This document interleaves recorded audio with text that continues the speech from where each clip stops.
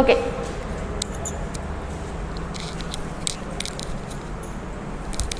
చూడమ్మా, ఇక్కడ మనకి production departments ABC. So production departments అంటే మనకు తెలుసు, అక్కడ వస్తువు ప్రొడక్ట్ తయారవుతుంది, ఒక వస్తువు తయారవుతుంది, అలాగే దాన్ని సేల్ చేసుకోవడం వల్ల అక్కడ మనీ అన్నది రిటర్న్ వస్తుంది, రెవెన్యూ కూడా అక్కడ ఇంకర్ అవుతుంది, అక్కడ ఖర్చు అవుతుంది, as the same time revenue కూడా వస్తుంది. ఏబిసిలో ఈ 3 డిపార్ట్మెంట్లో అంటే ఒక వస్తువు తయారవుతుంది అనుకోండి, ఆటోమేటిక్గా దానివల్ల మనకి బెనిఫిటే కదమ్మా, ₹1 వెనక్కి వస్తుంది కదా ఆ వస్తువు తయారు చేయడం వల్ల.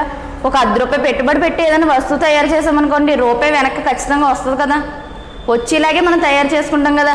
సో అందుకని ఇక్కడ ఎప్పుడు కూడా ప్రొడక్షన్ డిపార్ట్మెంట్ వల్ల మనకి లాస్ ఉండదు, ప్రాఫిట్ తప్ప లాస్ ఉండదు ప్రొడక్షన్ డిపార్ట్మెంట్ వల్ల. కాకపోతే ఈ సర్వీస్ డిపార్ట్మెంట్ వల్ల లాస్ తప్ప ప్రాఫిట్ ఉండదు, అంతే కదా. సర్వీస్ డిపార్ట్మెంట్ వల్ల లాస్ తప్ప ప్రాఫిట్ ఏమైనా ఉంటుందా మనకి? సర్వీస్ డిపార్ట్మెంట్కి ఎగ్జాంపుల్ ఏం చెప్పానమ్మా, ఒక పార్క్ చెప్పాను. సో ఎవరైతే వర్కర్స్ ఉన్నారో వాళ్ళ యొక్క మైండ్ రిలాక్స్ చేయడం కోసం ఆ పార్క్ అన్నది అక్కడ అరేంజ్ చేశారు. సో ఆ పార్క్ వల్ల వాళ్ళకి ఏమైనా బెనిఫిట్ ఉంటుందా? పార్క్ వల్ల ఏమైనా డబ్బులు వస్తాయా? రావు. ఇంకా పార్క్లో బెంచెస్ ఏర్పాటు చేసినందుకు ఎక్స్పెన్సెస్ అవుతాయి, గార్డెన్ డెకరేట్ చేసినందుకు ఎక్స్పెన్సెస్ అవుతాయి, ఖర్చు తప్ప దానివల్ల మనకి బెనిఫిట్ ఉండదు. సో మనకి ₹1 రావట్లేదు కదా, బెనిఫిట్ లేదు కదా అని చెప్పేసి దాన్ని మొత్తాన్ని తీసేయలేం కదా, పార్క్ని అక్కడ మనం తీసేస్తామా? సో పార్క్ తీసేస్తే ఏంటి లాస్ అంటే, వర్కర్స్ ఫ్రీగా అంటే మైండ్ సెట్ మార్చుకోవడానికి లేదా ఒక ఏమంటారు ఖాళీ ప్లేస్లో కూర్చోవడానికి అంటే వాళ్ళకి ప్లేస్ ఉండదు, ఇంకా వాళ్ళు ఏమనుకుంటారంటే స్ట్రెస్ ఫీల్ అయిపోతూ ఉంటారు, అంటే ఏంటి 24 గంటలు వర్కేనా, కొంచెం కూడా ఎంటర్టైన్మెంట్ లేదా అని చెప్పేసి కొంచెం స్ట్రెస్ అన్నది ఫీల్ అవుతూ ఉంటారు. సో దాన్ని తగ్గించుకోవడం కోసం మనకు పార్క్ అనేది నెసరీ. ఇంకొక సర్వీస్ డిపార్ట్మెంట్ ఏం చెప్పారంటే ఒకసారి చూడమ్మా, మనం చెప్పుకున్నాం, ఇది ఒక ఫ్యాక్టరీ అయితే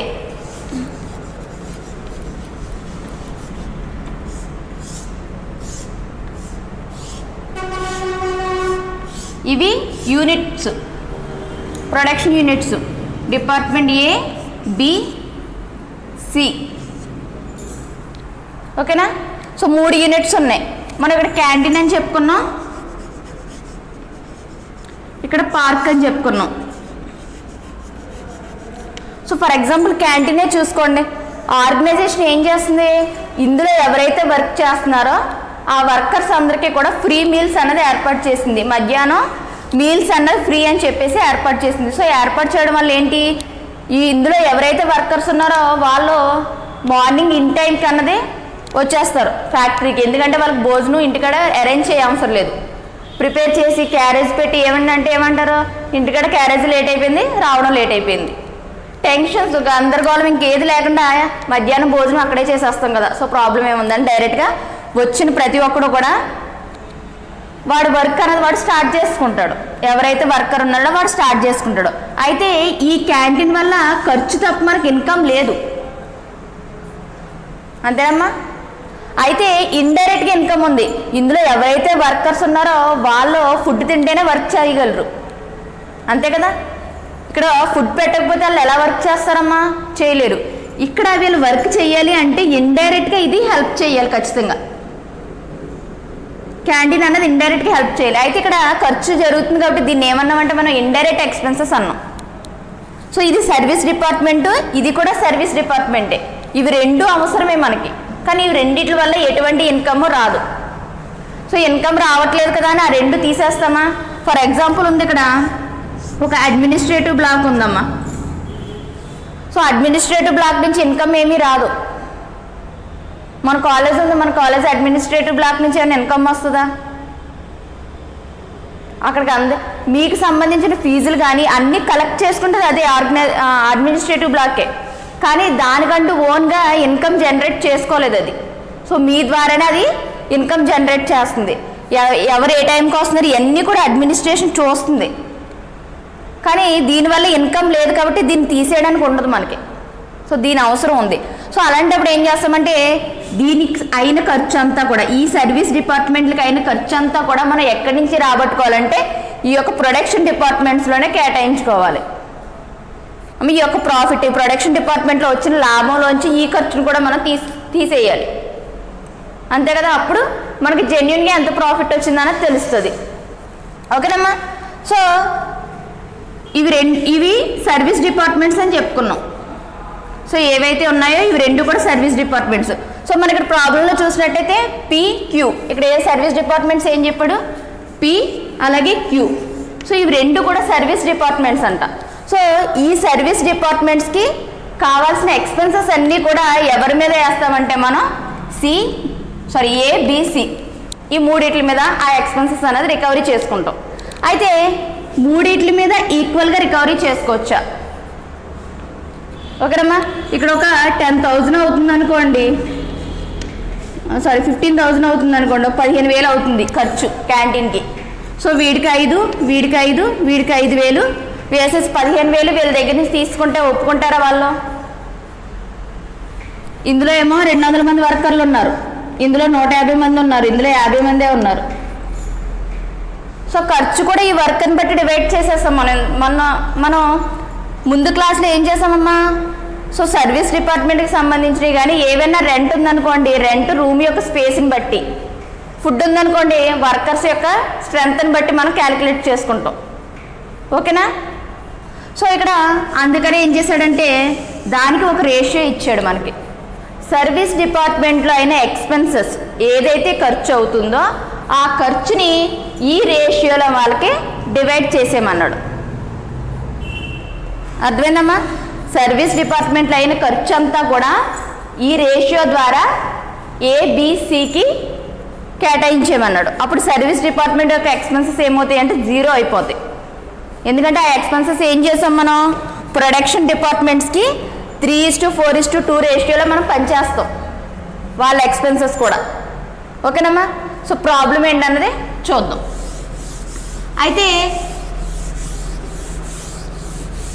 ఒక యూనిట్ ABC అని చెప్పుకున్నాం కదా,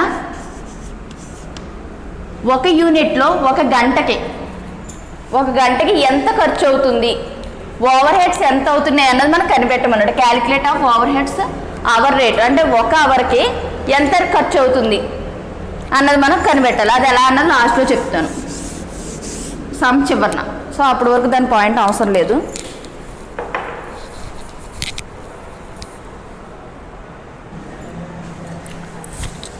ఓకే చూడండి. సో మనం ఇప్పుడు వరకు అంటే ప్రీవియస్ సమ్స్లో ఏం చేసామంటే రెంట్ టోటల్ అమౌంట్ ఇచ్చేసి ఆ రెంట్ని ఏకి బికి ఆ డిపార్ట్మెంట్స్కి ఎలా అలోకేట్ చేయాలన్నది మనకి ఒక రేషియో కానీ సమ్ అమౌంట్స్ కానీ ఇచ్చేవాడు. అంతేనా. సో ఈ ప్రాబ్లంకి వచ్చేటప్పటికి ఏం చేశాడంటే డిపార్ట్మెంట్ ఏకి ఎంత బికి ఎంత అన్నది వాడే డివైడ్ చేసి ఇచ్చేసాడు. సో మళ్ళీ మనం డివైడ్ చేయక్కర్లేదు. కాబట్టి rent allocated, allowed. So rent already allocate చేస్తారు కాబట్టి అలోకేట్ అని రాసుకున్నాం. సో తెలుగులో అయితే కేటాయింపు అని రాసుకున్నాం. సో టోటల్ ఎంతమ్మా రెంట్ 12,000. మీకు అడ్డు వస్తుందా క్యాము? పర్లేదు కదా. మొబైల్ అడ్డు వస్తుందా చెప్పండి, ప్లేస్ మారుతుంది అది. ఓకేనమ్మా. సో ఇక్కడ మనకి 12,000 రెంట్ అన్నది ఇచ్చేసాడు. ఏ విధంగా డివైడ్ చేశాడో కూడా మనకి ఇక్కడ సమ్లోనే ఇచ్చేసాడు కాబట్టి సేమ్ అయ్యే అమౌంట్స్ తీసేద్దాం. ఎంత 2,000 చెప్పాలి, మళ్ళీ 2,000ఏనా?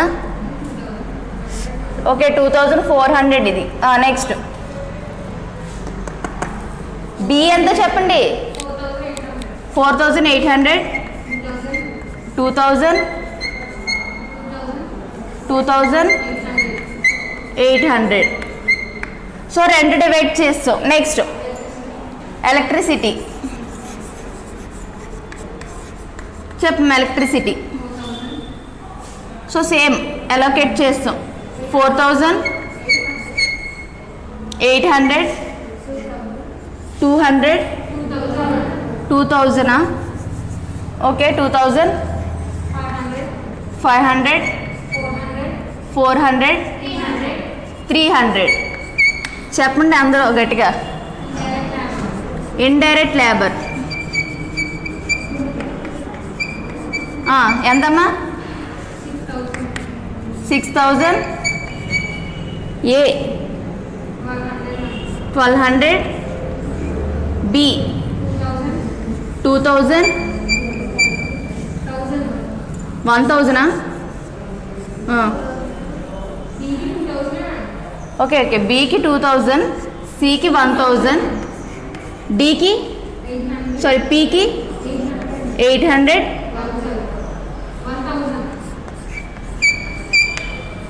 Next depreciation.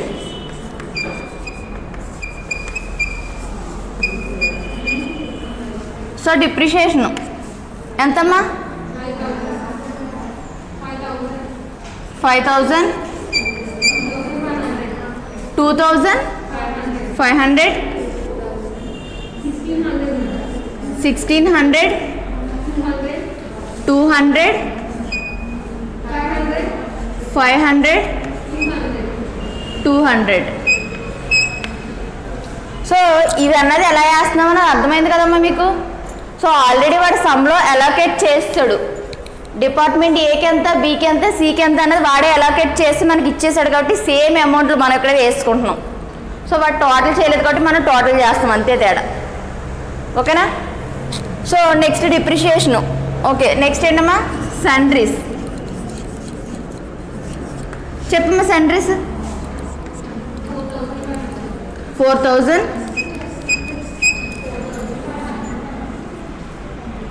4500 అమ్మా. ఓకే,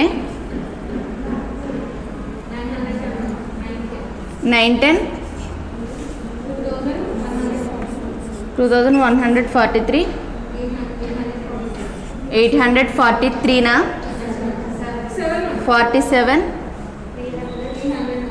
300, మళ్ళీ 300. ఇంకేమైనా ఉన్నాయా? ఎస్టిమేటెడ్ వర్క్ అవర్స్ అమ్మ, ఇది W.H అని పెడితే వర్క్ అవర్స్ అని రాసుకోండి మీరు. ఓకేనా? సో వర్క్ అవర్స్ మనం అలొకేట్ చేయని అవసరం లేదు, వాటి గురించి లాస్ట్లో చెప్పుకుందాం. సో ఇక్కడికి మనం డిస్ట్రిబ్యూట్ చేస్తాం. సో టోటల్ చేసేయండి.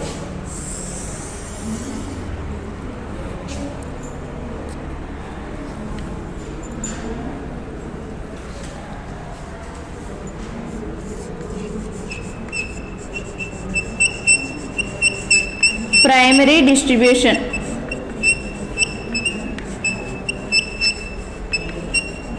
ఈ లైన్లోనే రావాలి, పక్కకు వద్దు, అర్థమైందా? ఈ లైన్లోనే ప్రైమరీ డిస్ట్రిబ్యూషన్ అని చెప్పేసి ఈ టోటల్ అమౌంట్స్ వేసేయండి అమ్మ. దేనికి అది టోటల్.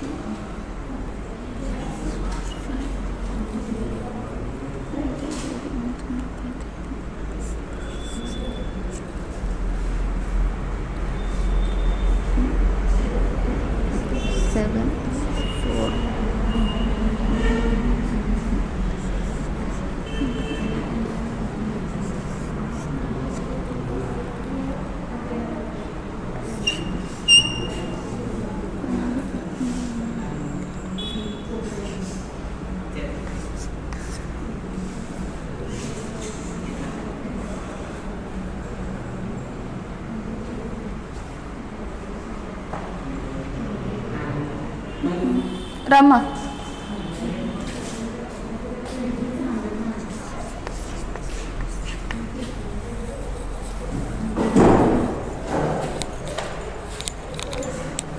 ఓకేనా? ఒకసారి అన్నీ చూసుకోండి అమ్మ, కరెక్ట్గా వచ్చినాయో లేదన్నది.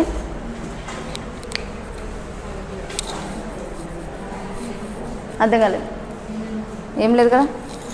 ఓకే.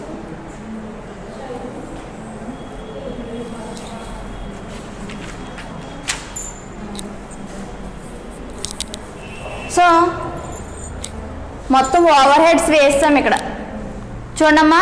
ఇప్పుడు వరకు ప్రాబ్లం మనం ఇక్కడ వరకు చేసి క్లోజ్ చేసేవాళ్ళు, ఇక్కడ టోటల్ అని రాసి టోటల్ అమౌంట్స్ వేసి క్లోజ్ చేసేవాళ్ళు. ఓకేనా అమ్మ, అర్థమవుతుందా? సో ఇప్పుడు ఏం చేయాలంటే ఈ లాస్ట్ 2 ఈ రెండు ఏంటమ్మా మనకి సర్వీస్ డిపార్ట్మెంట్స్. సో ఈ రెండు టోటల్ అమౌంట్ని ఏం చేయాలి, వీళ్ళకి డివైడ్ చేసేయాలి, వీళ్ళు ముగ్గురికి. సో అక్కడ అందుకు మనకి ఏం చేశాడంటే ఇక్కడ రేషియోస్ ఇచ్చాడు, ఏ రేషియో ప్రకారం మనం డివైడ్ చేయాలి. చూడమ్మా, పి సర్వీస్ డిపార్ట్మెంట్ ఎక్స్పెన్సెస్ 30% ఏ,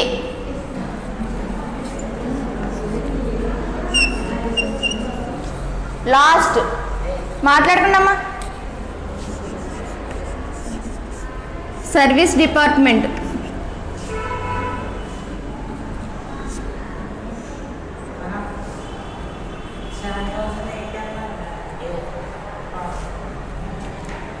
ఎంతమ్మా 810. సో ఇప్పుడు ఈ 4000ని మనం రేషియో ప్రకారం డివైడ్ చేయాలి. రేషియో వచ్చేసి ఏంటంటే మనకి ఇక్కడ ఆల్రెడీ రేషియో ఇచ్చేసాడు 30%, 40%, 20%, 10%. ఓకేనా? సో 3:4:2:1.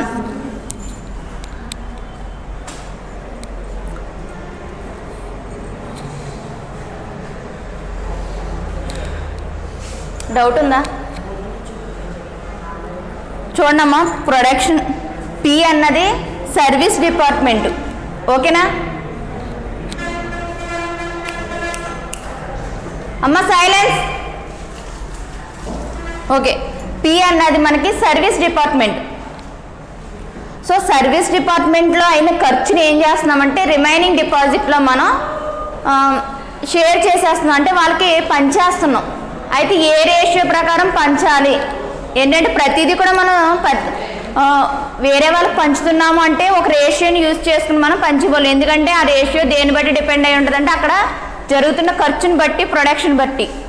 అంటే ల్యాబర్ ఉందనుకోండి, ల్యాబర్ ఎక్కడ ఎక్కువ ఉంటే అక్కడ ఫుడ్ ఎక్కువ అవుతుంది. ఓకేనా? సో దానికి కూడా మనకి రేషియో కావాలి కాబట్టి మనకి ఇక్కడ ఏమి ఇచ్చాడంటే 30%, 40%, 20%, 10% ఇచ్చాడు. పి ఎందుకు ఇవ్వలేదు? ఓకేనా? పి ఎందుకు ఇవ్వలేదు అంటే మనం ఎక్స్పెన్సెస్ ఎవరి చేస్తున్నాం అంటే పీవే డివైడ్ చేస్తున్నాం ఇక్కడ. సో పి ఎక్స్పెన్సెస్ ఎంతమ్మా 4000. ఈ 4000ని మనం డివైడ్ చేస్తున్నాం కాబట్టి పీకి మళ్ళీ మనం షేర్ చేయకూడదు అవి. ఇంకెందుకు పీకి షేర్ చేస్తే, అందుకని పి మినహాయించి మిగిలిన అన్ని డిపార్ట్మెంట్లకు మనం షేర్ చేసేస్తాం అమౌంట్ని. ఓకేనా? సో రేషియో ప్రకారం మనం ఏం చేస్తామంటే లాస్ట్ జీరోస్ క్యాన్సిల్ చేస్తాను. కామన్గా 0 ఉందని చెప్పి లాస్ట్ జీరోస్ క్యాన్సిల్ చేస్తాం. సో 3:4:2:1 అదే ఇక్కడ వేసాను, 3:4:2:1. ఓకేనమ్మా? సో ఇప్పుడు ఇక్కడ 4000 మనం మైనస్ చేయాలి, అంటే 4000 మనం అక్కడి నుంచి తీసేయను, ఆ డిపార్ట్మెంట్ నుంచి తీస్తాం. ఓకేనమ్మా? మైనస్ చేసామంటే తీసినట్టే కదా. ఆ 4000ని తీసేసి ఈ రేషియో ప్రకారం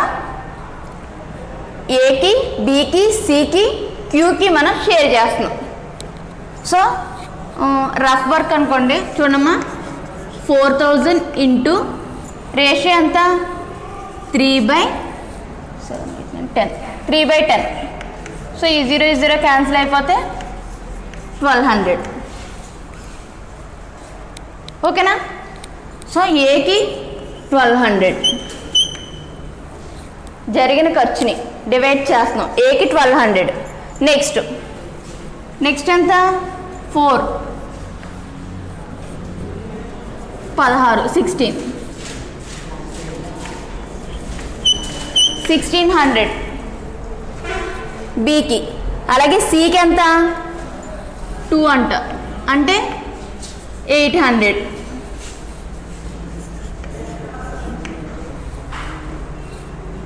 ఓకేనా? నెక్స్ట్ 1 ఇక్కడ 400.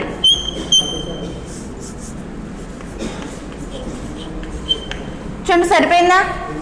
సో ఇక్కడ మైనస్ అయిపోయింది అంటే ఇక్కడ ఏం లేదు 0. సో వాడి యొక్క ఖర్చు మొత్తాన్ని ఏం చేస్తామంటే ఏకి బికి సికి అలాగే క్యూకి కూడా డివైడ్ చేస్తాం. ఇప్పుడు క్యూకి ఖర్చు ఉంది కదా, మరి క్యూలో ఎంత ఉంది? ఇది కూడా సర్వీస్ డిపార్ట్మెంటే కదా, ఈ డిపార్ట్మెంట్లో కూడా మనకి ఎక్స్పెన్సెస్ ఉండకూడదు కదా. సో ఎంతమ్మా? 3000 ఉంది. So minus 3000. ఇప్పుడు ఈ 3000 అంటే 2600 ప్లస్ 400 కలిపితే ఎంతంటే 3000. సో మైనస్ 3000 చేసాం. Q service department. క్యూ యొక్క సర్వీస్ డిపార్ట్మెంట్ రేషియో కూడా మనకి ఇక్కడ ప్రాబ్లంలు ఇచ్చాడు. 10, 20, 50, 20. ఇక్కడ క్యూకి ఎందుకు డివైడ్ చేయలేదంటే చేస్తుంది క్యూ యొక్క ఎక్స్పెన్సెసే కదా. ఓకేనా? చూడండి. సో రేషియో ప్రకారం ఏంటంటే 1:2:5:2.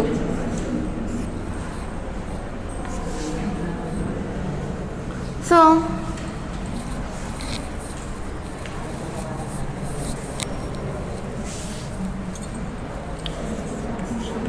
3000 ఇంటూ 1/, ఎంతమ్మా?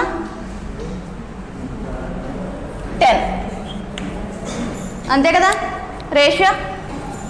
So that equal to 300. So ఏకి 300,